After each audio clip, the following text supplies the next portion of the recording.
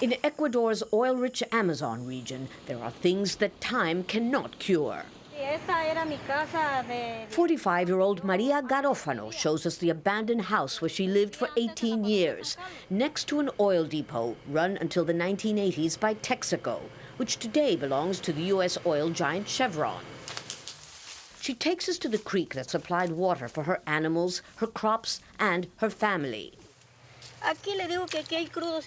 Look, see, you just have to move the earth a bit and the crude is still here, impregnated, even though Chevron said it cleaned it up. It's part of what many call Chevron's Chernobyl, an environmental disaster that the U.S. oil company is accused of leaving behind, and that even decades later continues to contaminate soil and seep into water supplies.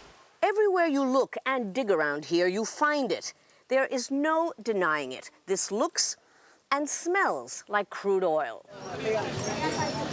The same oil that's the basis for a $27 billion lawsuit filed by thousands of Amazon Indians and farmers against Chevron, whom they accuse of dumping 72 billion liters of toxic water, damaging their environment. And although Chevron denies it, plaintiffs say it also caused cancer to soar in the affected areas.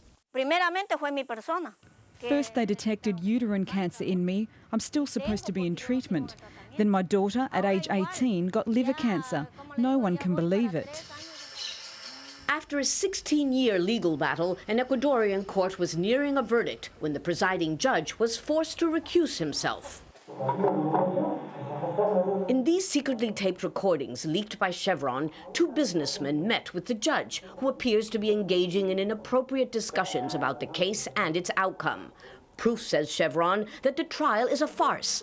Both the judge and the plaintiffs insist the tapes were digitally altered to discredit the trial, which will be further delayed as a new judge has had to be appointed.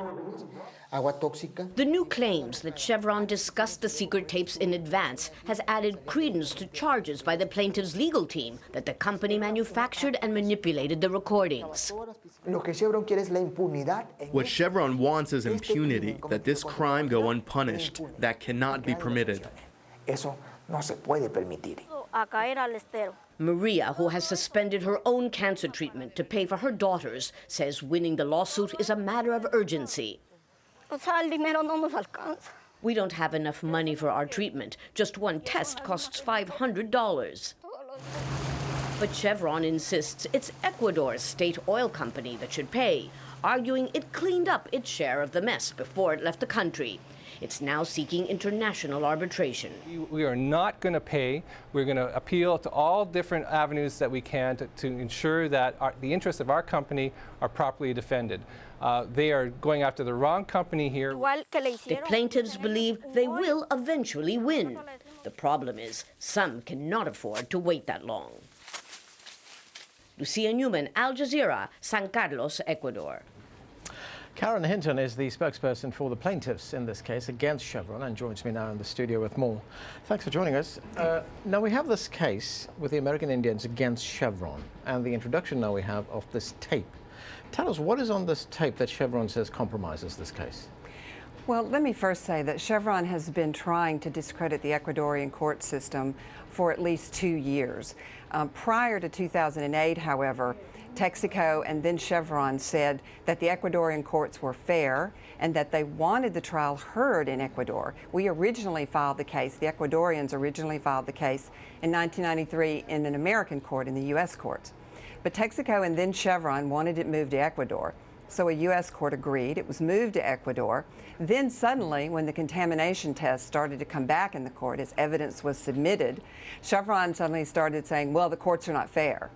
Well, the tapes are just another desperate effort by Chevron to try to show that, in fact, the Ecuadorian courts are not fair and are corrupt. But in fact, what we've discovered through an investigative report that we commissioned is that the man who is their key witness in this whole bribery videotape scheme is a convicted felon who was convicted of drug trafficking, has served time in prison, and has other discreditable practices that he's participated in the past. And this is the person that Chevron is hanging its entire story on. And there are any number of inaccuracies and discrepancies that we find in the videotapes about accusations that they have leveled, which are entirely untrue. Now, what is Chevron saying is on this tape? We saw those pictures there of the judge there talking with a businessman. That's what it was described as. What is Chevron saying they were discussing, and how does it compromise the case? Well, Chevron maintains that there was a bribe offered. But in fact, what we believe happened is that Chevron, perhaps even its lawyers in Quito, approached both the two men who were involved in the scheme to go and try to arrange a bribery type conversation among the people who are in the video. If you watch the video carefully and you read the transcripts, you'll see a number of inaccuracies and we believe misstatements that Chevron has alleged. We don't think, in fact, that there has been a bribery scheme discussed on the videotapes. Not the plaintiffs, nor the judge, nor any government official is in the videotapes discussing a bribe, even though Chevron continues to maintain that they are. But in fact, if you watch it carefully, they are not. And what further discredits, I think, all of these tapes is the fact that the one man who they say was involved in this video bribery scheme is in fact a convicted felon. He's not to be trusted. There's no reason for him to have been in Ecuador. And what we've also found is that he's done no remediation work at all. Part of the reason why he's on the tape is to try to get some business doing remediation in Ecuador. Well, what we've discovered through our own investigative report is that he's done no remediation work in his entire career.